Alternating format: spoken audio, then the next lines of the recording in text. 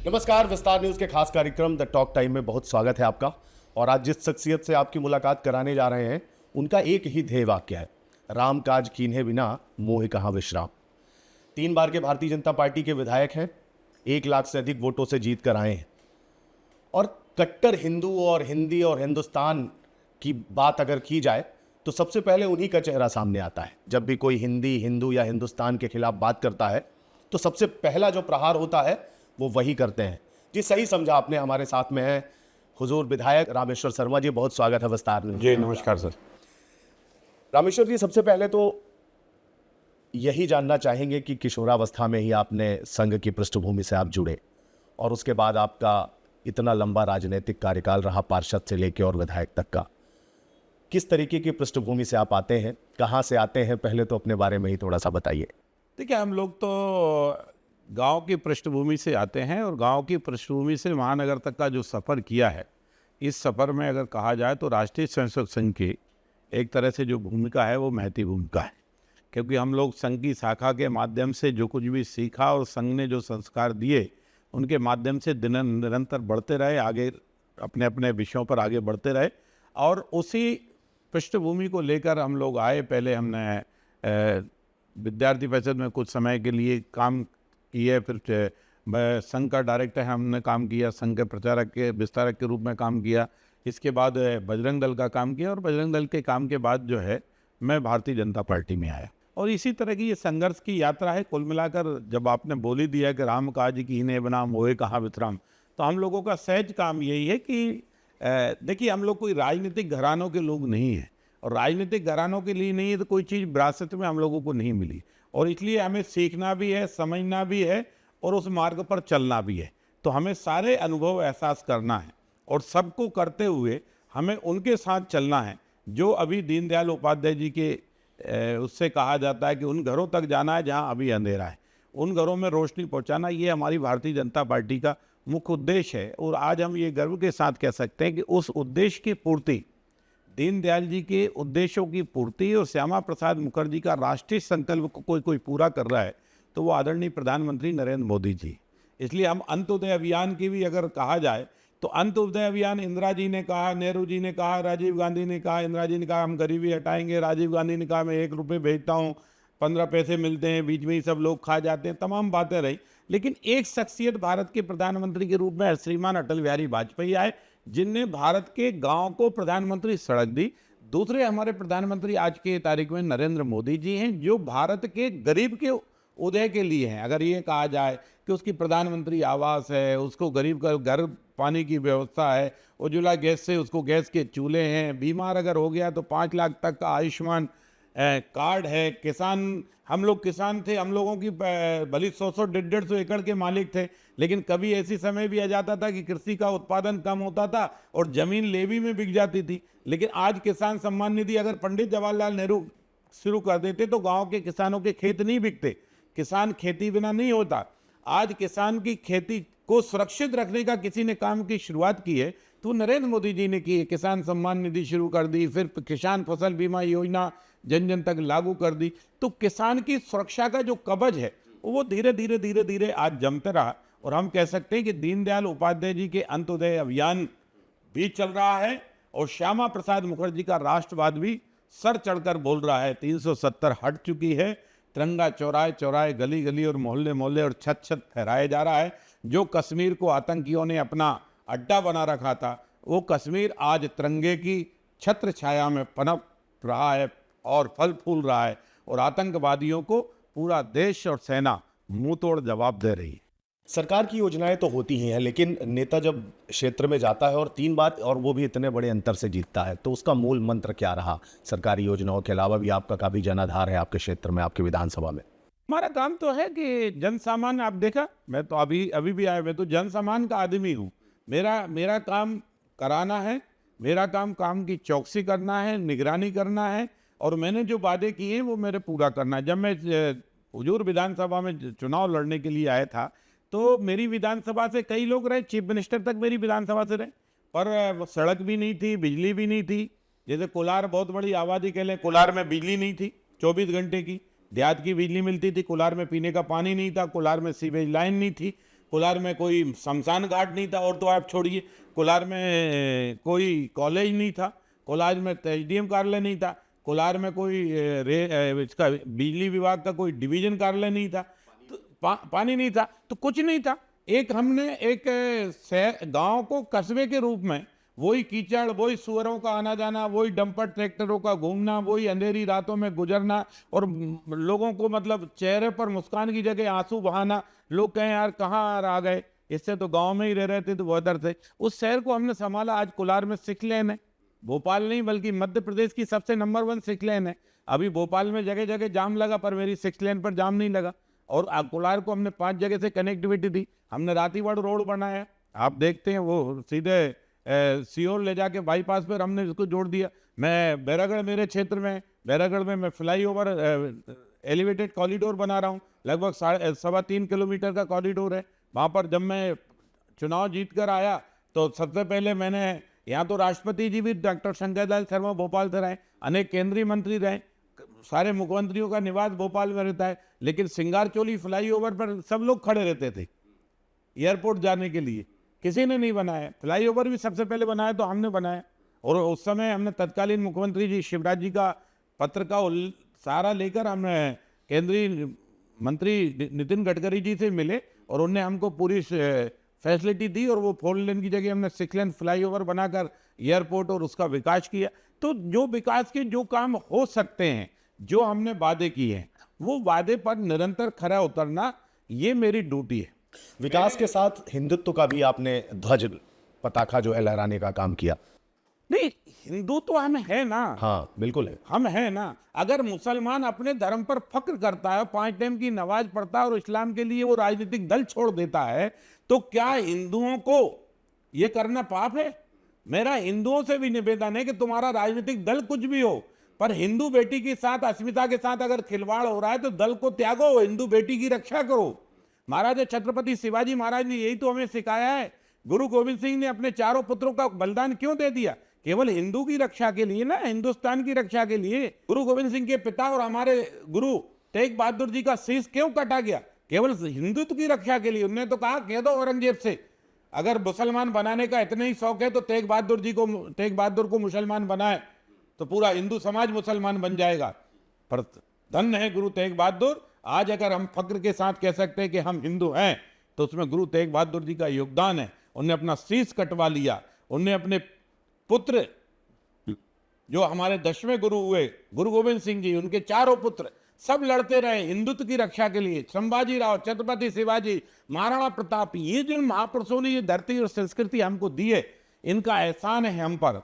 आज अगर हम हिंदू हैं, और इसलिए हिंदू पर कोई भी वार करेगा तो उसका प्रतिकार होना चाहिए। हिंदू पर होने वाले वार का प्रतिकार करना है, क्योंकि हम हिंदुस्तान में भी अगर ये नहीं करेंगे तो कहाँ करेंगे? अगर अयोध्या का राम मंदिर यही नहीं बनेगा तो कहाँ बनेगा?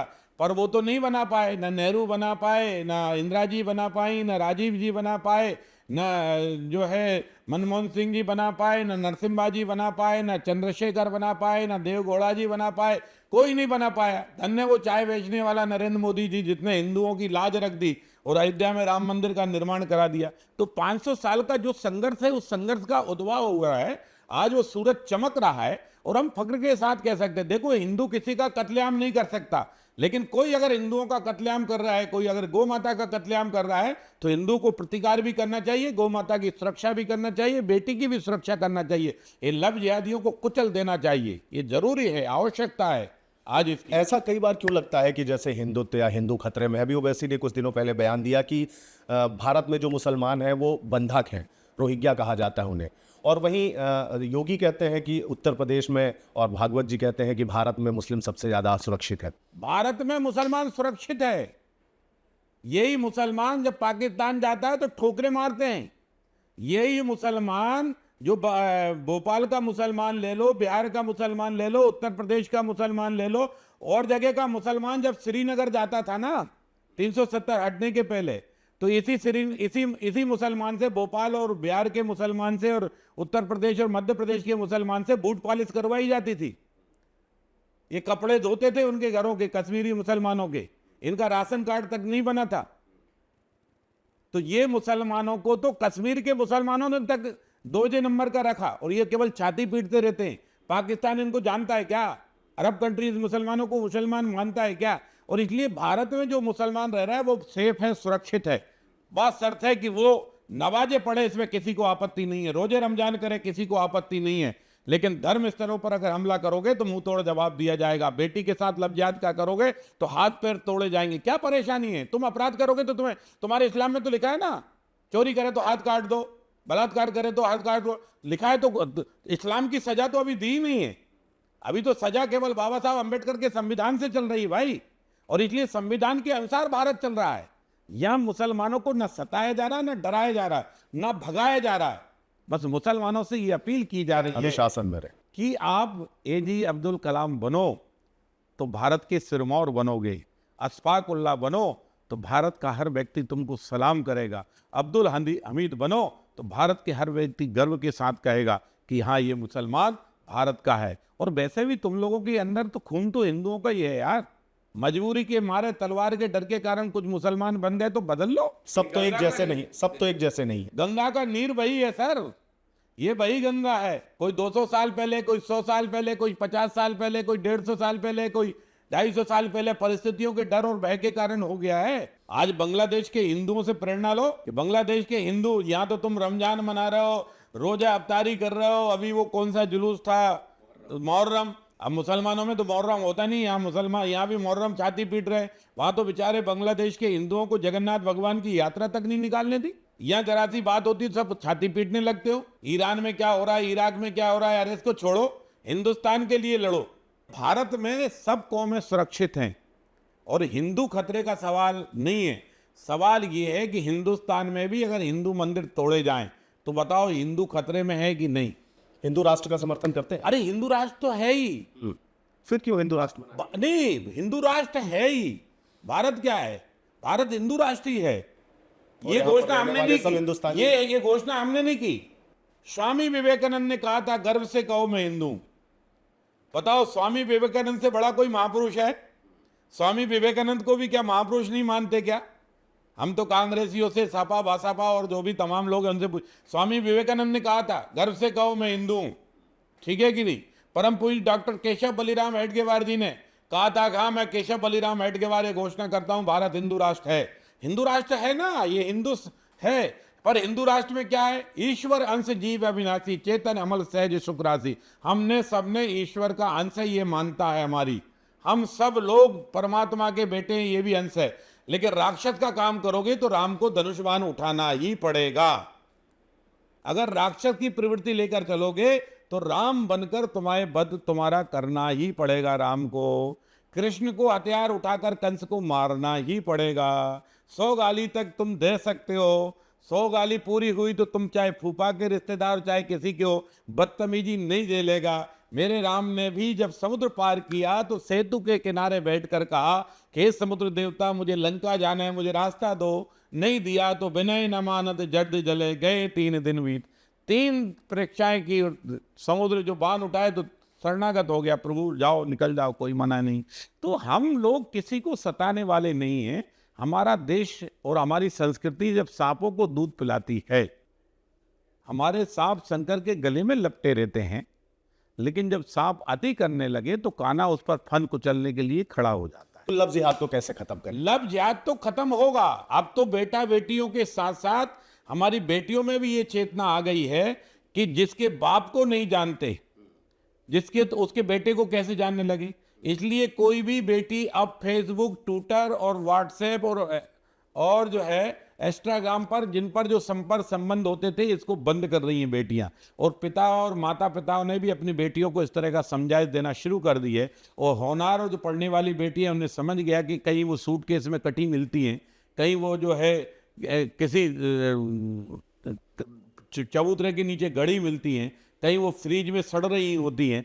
तो ये अब बेटियों को समझ में आ गया कि इस अपराध जो लव है ये अपराध है, ये जिहाद है। उस जिहाद से बचना बेटियों को ने भी अब तय कर लिया है और इसलिए समाज भी जगेगा। और हिंदू समाज के सभी लोगों से हमारे प्रार्थना है कि वैसे तो तुम्हें अपनी सामाजिक ऊर्जा जिंदा रखने के लिए बहुत मूंछ पर ताव देते हो, जब तुम्हारे समाज की बेटी मुसलमान छीन ले जाता तब क्यों नहीं लड़ते?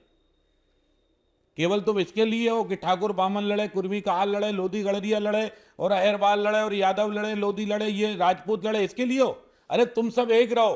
तुम्हारी बेटी अगर मुसलमान लेके जा रहा है तो तुम्हें उससे लड़ना है, जरूरत है उससे लड़ने की, क्योंकि छत्रपति शिवाजी महाराज ने यही तो सिखाया है, यही तो हमें बंदा बैरागी ने सिखाया है, यही तो गुरु गोविंद सिंह जी ने सिखाया है, यही तो हमारे आजादी की लड़ने वाले वीरों ने सिखाया है कि आज हमें आवश्यकता है इस लव जिहाद से और लैंड जिहाद से। लव जिहाद भी और लैंड जिहाद भी।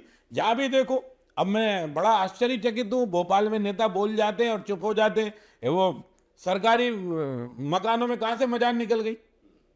उसकी जांच होनी चाहिए। या तो उसने किसी को निर्दोष को मार के उसके नीचे गाड़ दिया है। भाई कब्रिस्तान में मजार समझ में आती है, सड़क के बीच में मजार कहां से समझ में आएगी? मुझे बताइए, कौन ऐसा मूर्ख आदमी होगा जो सड़क के नीचे कब्र बनाएगा? कौन ऐसा आदमी होगा जो घर में कब्र बनाएगा? तो घर में, सड़क में, स्कूल में, कॉलेज में ये जो निकल रही है ये सब गलत है। और इसलिए सरकारों को और प्रशासन को सोचना चाहिए। और प्रशासन टाइम नहीं काटे। कोई भी प्रशासन है वो टाइम काटने के लिए नहीं कि तीन साल रहना है, कलेक्टर शांति से निकल जाए, 3 साल थानागिरी निकल जाए, नहीं, इसके लिए नहीं आओ। तुम्हारी ड्यूटी है कि सरकार का तिनका भी सुरक्षित रहना चाहिए। कट्टरपंथियों के खिलाफ जिस तरीके से आप आग उगलते हैं या आग नहीं उगलते, आपका खून खौलता है, आपको डर नहीं लगता? कभी कोई धमकी आई आपको? आती रहती है। मारने वाला राम, मारने वाला है राम, बचाने वाला है राम। आप मुखर हैं और स्पष्ट हैं, जो भी कहना होता है, चाहे वो विपक्ष के खिलाफ हो चाहे वो सरकार के लिए हो, आप कह देते हैं। जैसे अभी आपने कहा, प्रशासन का काम समय काटना नहीं है, अपना काम करे और समय पर अपना काम करे। सरकार कैसी चल रही है? आपने शिवराज सिंह चौहान जी के साथ भी काम किया, काफी करीबी रहे उनके। थोड़े दिनों तक आप प्रोटेम स्पीकर की भी भूमिका में रहे और फिर बड़े दिन नहीं, मैं देश में सबसे ज्यादा रहा, 9 महीने रहा। 9 महीने रहे। मतलब थोड़े दिन पहले। और इसके अलावा मोहन यादव जी के साथ भी रहे। मोहन यादव जी को अन्य मुख्यमंत्रियों से कैसे अलग देखते हैं? देखिए, मोहन यादव जी मेरे बड़े अच्छे मित्र हैं, हमारे भाई हैं। और इसलिए हमारी जो तीनों चारों सरकार है, चाहे उमा जी की सरकार रही हो, चाहे बाबूलाल गौर जी की सरकार रही हो, चाहे माननीय शिवराज जी की सरकार रही हो, चाहे आज मोहन यादव जी की सरकार है, हमारी सारी सरकारों का उद्देश्य मैंने पहले ही क्लियर कर दिया है। उद्देश्य साफ है, डबल इंजन की सरकार है।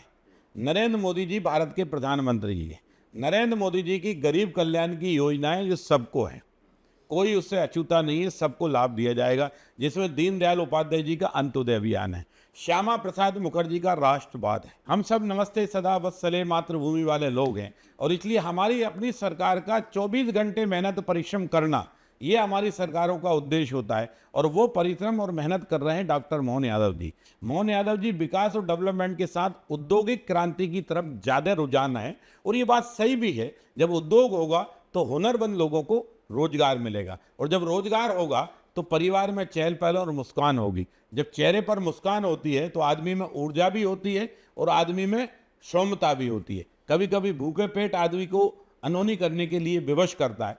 तो इसलिए सरकार का जो ध्येय है, और यही हम माननीय प्रधानमंत्री जी की मंशा है। आज ही हम 51,000 लोगों को रोज नौकरी का प्रमाण पत्र भारत सरकार ने, प्रधानमंत्री जी नरेंद्र मोदी जी ने बांटा है। तो इसलिए ये हमारी सरकार का ध्येय है। जो दूरांचल गांव है, जंगल है, बीड़े हैं, वहां भी रोजगार कैसे हो सकता है, इसके लिए डॉक्टर मोहन यादव जी 24 आवर्स काम कर रहे हैं। हमारे भोपाल में भी किसी पहले चीफ मिनिस्टर ने भोपाल के अंदर जो है इन्वेस्टर मीट कराई, जिसमें भारत के प्रधानमंत्री जी आए। तो उससे भोपाल के अंदर अगर 10-5 हजार भी रोजगार खड़े होते हैं इन 5 सालों में तो बड़ी बात है ना। और इन रास्तों को खोलने के लिए आज भी हमारे 13 तारीख से फिर मुख्यमंत्री जी जा रहे हैं। केवल इसीलिए जा रहे हैं कि रोजगार आए, मध्य प्रदेश में रोजगार आए। और ये जो कल्पना है, ये कल्पना मोदी जी की है। मोदी जी ने हर प्रदेश को, हर स्टेट को, अब कांग्रेस वालों को ज्यादा ही जलन है मोदी जी से तो बात अलग है, पर मोदी जी संपूर्ण देश का विकास चाहते हैं। क्योंकि जब मोदी जी बात करते हैं ना कि 47 का जो हमारा विकसित भारत संकल्प का जो सूर्य उदय होगा वो संपूर्ण भारत का होगा। उसमें तेलंगाना अलग होगा, आंध्र अलग होगा, ऐसा नहीं होगा, सबका होगा, सबका होगा। पंजाब हो, असम हो, मेघालय हो, आंध्र हो, कर्नाटक हो, तेलंगाना हो, पांडुचेरी हो, पंजाब हो, दिल्ली हो, हरियाणा हो, मध्य प्रदेश हो, राजस्थान हो, गुजरात हो, जो भी पूरे देश, पूरा देश, संपूर्ण देश के विकास की योजना बना रहे हैं मोदी जी। और इसलिए सब सरकारों को अपने राजनीतिक चश्मे को उतार दो, हिंदुस्तान का चश्मा लगा लो, हमें गाली देना है देते रहो, पर मोदी जी की योजनाओं का लाभ जनता तक बांटते रहो। चलिए विपक्ष की बात कर लेते हैं। दो युवाओं को जिम्मेदारी है विपक्ष में कांग्रेस की, जीतू पटवारी प्रदेश अध्यक्ष के तौर पे और उमंग सिंघार नेता प्रतिपक्ष मध्य प्रदेश विधानसभा के तौर पे। कांग्रेस को कैसे देखते हैं? संगठन सृजन अभियान भी चला रही है, राहुल गांधी भी आ रहे हैं, जिलाध्यक्षों से भी मुलाकात कर रहे हैं, मजबूत करने की बात कर रहे हैं, लगातार आपके निशाने पे रहते हैं। आपने कहा अभी तक 100 राहुल गांधी बुलाने पर पूरा जो मैदान है वो दिग्विजय सिंह लूट लेंगे। वो क्या है, दिग्विजय सिंह से भी कुछ पुराना रिश्ता है आपका? नहीं, दिग्विजय सिंह जी से मेरा कोई व्यक्तिगत कोई नहीं है, राजनीतिक हमारी और उनके विचारधारा की लड़ाई है। राजनीति की भी इतनी लड़ाई नहीं जितनी विचारधारा की लड़ाई है, क्योंकि दिग्विजय सिंह जी की जो मंशा है वो जो जिस तरह की है वो तुष्टिकरण की मंशा है, और इसलिए वो जाकिर नाइक के साथ खड़े हो जाएंगे तो उन्हें आपत्ति नहीं है, उन्हें संघ से आपत्ति होने लगती है, उन्हें अयोध्या में राम मंदिर पूजा में जो जा रहे हैं उनसे आपत्ति होने लगती है। दिग्विजय सिंह मतलब वो महापुरुष हैं कि जो हिंदुस्तानियों को तो जी बोले कि नहीं बोले, पर आतंकवादियों को जी जरूर बोल देते हैं। तो इसलिए दिग्विजय सिंह जी की क्या कह सकते हैं आप? जीतू पटवारी और उमंग सिंघार की जुगलबंदी पे क्या? जीतू पटवारी जी और उमंग सिंघार दोनों युवा हैं, नो डाउट, पर तीसरा जो युवा है वो इनको कुछ करने नहीं देगा। और राहुल गांधी, ये बात सही है कि ये दोनों जमीनी नेता हैं, ठीक है कि नहीं, पर जो आसमानी सुल्तानी है उसके ऐसे हुक्मनामे जारी होंगे कि उसके आधार पे कुछ नहीं कर पाएंगे। अब ये थोड़ी बहुत दुकान जमाते हैं तो वो लंगड़ा घोड़ा कह जाता है। अब मुझे बताओ, पार्टी के जहां वरिष्ठ नेता कमलनाथ जी बैठे हो, दिग्विजय सिंह जी बैठे हो, भाई आप तो राहुल गांधी से तो ये उम्र में 30 साल ऊपर ही, 25-30 से राहुल गांधी की जितनी उम्र है उससे तो ज्यादा इनका राजनीतिक अनुभव है। अब लंगड़ा घोड़ा कौन है? कमलनाथ जी। दिग्विजय सिंह क्या शादी के घोड़े हैं? मुझे बताइए। तो ये कुछ भी कर लें, ये जो तीसरा जो है वो इनको कुछ करने नहीं देगा। कांग्रेस में कोई नेता आपको पसंद है? ऐसा कोई नेता है जिसको आप मानते हैं कि हाँ इसमें नेतृत्व क्षमता है, संगठन क्षमता है? और ये नहीं, अब देखो उनका, मैं किसी एक का नाम ले दूं और बाकी कांग्रेसी नाराज हो जाए, वो सब आप तो स्पष्ट वैसे भी कहने के लिए जाने जाते हैं। सब अच्छे हैं, सब अच्छे हैं, और मैं तो कांग्रेस को शुभकामना देता हूं। कांग्रेस जाए, भगवान इनको 50 साल तक और वही रखे। हमारी तरफ से ऐसी शुभकामनाएं, हार्दिक शुभकामनाएं। क्यों उनके बारे में? लेकिन वो तो संगठन को बहुत मजबूत करने की बात इतना मजबूत हो गया कि ये दिग्विजय सिंह जी बताएंगे, कमलनाथ जी बताएंगे क्या मजबूत हो गया। कोई मजबूत नहीं हुआ, क्योंकि कांग्रेस में संगठन की शैली ही नहीं रही। कांग्रेस हर हमेशा आंदोलन रहा है, जब जैसा मौका आया उसका लाभ लेना सीखा है कांग्रेस में, और इसलिए कांग्रेस में कभी वैचारिक कोई प्रतिबद्धता भी नहीं। और इसलिए उसके कारण कांग्रेस में कोई बैठ के, आज होती, पहले भी नहीं होती थी, बैठ के होती थी झगड़ा हो जाता था, मंच पे इतने लोग चढ़ जाते थे, मंच टूट जाता था। अब दिग्विजय सिंह जी उस समय अजीत जोगी जी को समझाने गए थे, इनके कुर्ते फाड़ दिए थे। तो कांग्रेस एक अलग तमाशा है। कई बार आपको योगी से आपकी तुलना होती है कि योगी के पद चिन्हों पर आप चलते हैं, जिस तरीके से आप हिंदुत्व देखिए, करके हम सब मोदी के पद चिन्हों पर चलते हैं। अब मोदी जी ने ऑपरेशन सिंदूर कराया, कम है क्या? मुझे बताइए। भारत की सेना भारत में बैठी रही और दुश्मन के घर छलनी कर दिया। जो दूसरों को मारने पर अपने घर में डांस करता था, उसके ही घर वालों को मारकर उसे रोने के लिए विवश कर दिया। ऐसा प्रधानमंत्री भारत में पहले कभी हुआ? और इसलिए भारत में जो मोदी जी है ना, मोदी हम सबके आइडियल है, क्योंकि मोदी जी ने जो संघर्ष किया राजनीति में, चाहे वो गुजरात की धरती हो, मोदी जी को कितना बदनाम करने की कोशिश की गोधरा में, आखिर सब दूध का दूध पानी का पानी हुआ कि नहीं हुआ? हाँ, मोदी जी निर्दोषों की सुरक्षा और अपराधियों को कुचलना, ये अगर किसी से सीखना है, चाहे देश हो या इंडिविजुअल हो, तो ये मोदी जी से सीखा जा सकता है। और मोदी जी ने ऐसे सारे अपराधियों को चुन चुन कर ठिकाने लगाया, और आज उसी की शैली में हमारी हर सरकार काम कर रही है। चाहे योगी जी बहुत बड़ा प्रदेश है, देखो उत्तर प्रदेश आधा हिंदुस्तान है। जिस उत्तर प्रदेश में घर से लड़कियां उठा ले जाते थे, जिस उत्तर प्रदेश में घर से गाड़ी उठा ले जाते थे, उत्तर प्रदेश में तो सापा का एक समय राज ऐसा रहा कि उन्हें प्लाट पसंद हो तो प्लाट ले लेते थे, उन्हें मकान पसंद हो तो मकान छीन लेते थे, दुकान पसंद हो तो दुकान छीन लेते थे, बेटी पसंद हो तो बेटी उठा ले जाते थे। उस उत्तर प्रदेश में जहां अंसारी और गुंडों और बदमाश मवालियों का राज था, जहां मुसलमानों को जो पसंद आए वो करने की छूट थी खुली, उस उत्तर प्रदेश को आज संभाला है। और वो संभाला इसलिए कि डबल इंजन की सरकार है, ऊपर मोदी नीचे योगी, तो संभाल रहे हैं। आज मध्य प्रदेश में भी हम उसी शैली पर काम कर रहे हैं ना। हम मध्य प्रदेश में बिरयानी खिलाने के लिए नहीं पैदा हुए। मैंने पहले ही कह दिया, 5 टाइम की नमाज पर कोई आपत्ति नहीं है, पर सड़क पर आकर बदतमीजी की तो हाथ पैर दुरुस्त कर दिए जाएंगे, दोबारा से चलने योग्य नहीं बचोगे। अपराध करने की कोशिश की, जिन हाथों ने अपराध किया उन्हें वो हाथ रोटी तोड़ने योग्य भी नहीं छोड़ेंगे सर।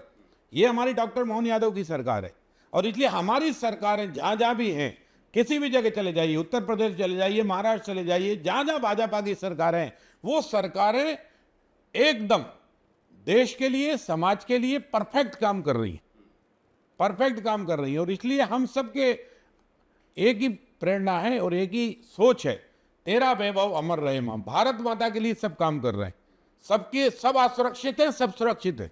जब आतंकवाद से लड़ना पड़ता है तो कोई मोदी जी कम है क्या? मोदी जी पे कम खतरा है क्या?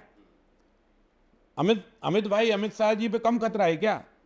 पूरा अंतर्राष्ट्रीय आतंकवादी की नजरों में ये दोनों महापुरुष देश के लिए लड़ रहे हैं ना। नरेंद्र मोदी जी देश के लिए लड़ रहे हैं ना, अमित शाह जी लड़ रहे हैं ना। वो चाहे तो ठीक है यार, राजनीति करना है, प्रधानमंत्री बन गए, गृह मंत्री बन गए, जितने औपचारिक काम है वो करो, पर देश को ऐसे दो जो पूर्वजों ने सोचा था। जिस कारण भगत सिंह ने फांसी का फंदा स्वीकार किया था, वैसा हिंदुस्तान बनाना। फायर ब्रांड नेता के तौर पर आप जाने जाते हैं, और जब भी मंत्रिमंडल विस्तार हुआ, शिवराज सिंह चौहान जी के भी आप बहुत करीबी रहे, मोहन यादव जी भी आपके मित्र हैं, तो जब भी मंत्रिमंडल विस्तार हुआ या संगठन में किसी बड़ी जिम्मेदारी देने की बात आई तो आपका नाम हर जगह आया, लेकिन अभी भी आपके समर्थकों को इंतजार है कि कोई बात नहीं है। देखो, इतनी बड़ी पार्टी, देश की सबसे बड़ी पार्टी कौन सी पार्टी है? बल्कि विश्व की सबसे बड़ी पार्टी भारतीय जनता पार्टी, और मध्य प्रदेश में सबसे बड़ी पार्टी आज 2 करोड़ सदस्य हैं हमारे। 2 करोड़ में से जब कोई चीज देने की बात आए और उसमें 4-5 नाम आए, उसमें से रामेश्वर शर्मा का भी नाम अगर चर्चा में है, तो कहीं ना कहीं पार्टी हमारे बारे में सोच रही है ना। ये भाग्य की बातें होती हैं। अभी हमारे प्रशिक्षण में माननीय गृह मंत्री अमित शाह जी ने कहा कि मेरे से भी एक चूक हुई, पर मेरे भाग्य में नहीं था, मैंने सोच लिया बाद में। मुझे कुशाभाऊ ठाकरे जी ने आके बताया, बड़ी प्रेरणादायी उन्होंने कहानी बताई। तो ये कार्यकर्ताओं को सोचना है, कम से कम आपके बारे में चर्चा हो रही ना, आपका सम्मान है ना, आपको दरकिनारे तो नहीं किया गया, आप काम करते जाइए। एक गांव से चले हुए लड़के को राजधानी में जिसका डंका चल रहा है, 1-1 लाख वोट से जनता जिता रही है, भगवान का स्नेह आशीर्वाद प्राप्त है, जनता की भरपूर कृपा है। आज मैं 6 लेन रोड बनाता हूँ, 400-450 अतिक्रमण वो तोड़ता हूँ, मकान तोड़ता हूँ, कोई मकान मालिक मेरे खिलाफ नहीं गया, कोई कोर्ट नहीं गया, किसी ने मेरे खिलाफ प्रदर्शन नहीं किया, और मेरे को भर चुनाव में मैंने, और चुनाव का परिणाम आया तो मैं 1 लाख से जीत गया। आपका दखल खूब रहता है आपकी विधानसभा। दखल क्यों नहीं रहना चाहिए? मैं विधानसभा का चौकीदार हूं ना। मेरे को तो प्रधानमंत्री जी ने कहा है, हमारे प्रधानमंत्री जी और प्रदेश राष्ट्रीय अध्यक्ष जी का कहना है कि बूथ तक दखल होना चाहिए, क्योंकि हमारा काम है संगठन के जो मूल मंत्र है, जो हमारी विचारधारा है, उस मंत्र को हम सड़क, बिजली, पानी, स्कूल, कॉलेज, अस्पताल देंगे, लेकिन साथ में एक ऐसा नागरिक खड़ा करेंगे जो भारत माता के लिए अखंड लड़ता रहे, जो लड़ने में चूके नहीं, भारत माता की सेवा करने में। तो इसलिए होनी चाहिए। क्या काम है अपने पास 24 आवर्स? इस तरह ही आपका राम काज चलता रहेगा, और तेरा वैभव अमर रहे मां, हम दिन 4 रहे ना रहे, ये कहावत एकदम चरितार्थ होती है। तो फायर ब्रांड नेता है रामेश्वर शर्मा, बहुत ही मुकरता और स्पष्टता के साथ अपनी बात कहने के लिए जाने जाते हैं, और विस्तार न्यूज़ के साथ इन्होंने इस तरीके से अपनी बात कही भी। प्रधानमंत्री नरेंद्र मोदी और गृह मंत्री अमित शाह का 2037 का जो विकसित भारत संकल्प है उसके बारे में भी चर्चा करते हैं, और हिंदुत्व, सनातन और हिंदी की रक्षा के लिए क्या करना है, हिंदू भाइयों से भी अपील करते हैं। तमाम विषयों पर खुलकर चर्चा की। विस्तार न्यूज़ से बातचीत करने के लिए बहुत धन्यवाद रामेश्वर जी। आपका भी बहुत बहुत धन्यवाद।